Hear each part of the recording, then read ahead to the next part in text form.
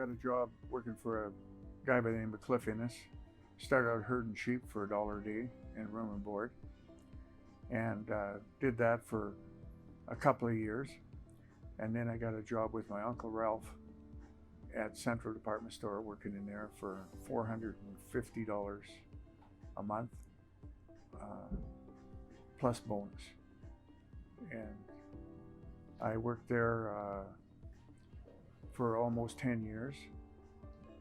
There was a Western wear store in Salmon Arm, and my Uncle Ralph said, there may be some things in there we want to buy for our Central Department Store, and I should go down and have a look at it. So I went down and had a look at it, and made the guy a deal and buying his entire store, everything in the store.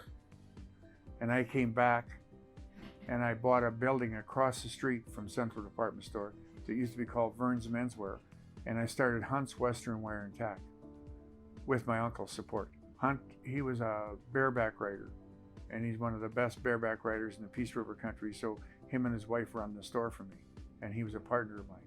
One fall, I was invited to go to a meeting when I was working at Central Department Store. First of all, I was invited to go to a meeting to McLeod's and Hudson Bay. And McLeod's, Hudson Bay, and myself were the only ones that really sold down jackets in Grand Prairie. And I went to the meeting, and I was in the meeting, and that fellow from Hudson Bay said, the only reason you're here is we asked you to come here just to be polite. It doesn't really matter. So I went back and I had a talk with my uncle and said, how low could we go on this down across the board and sell and still make good money if we had good volume? And he said 37.5% markup, which is actually 70% above cost. And so I went back and marked everything up there was. I took a cowboy hat, I cut the brim off it, cut the top out of it, made like a crown, cut a down jacket open, and put glue all over the cowboy hat and glued feathers on it and wore it around. I was called the King of Down.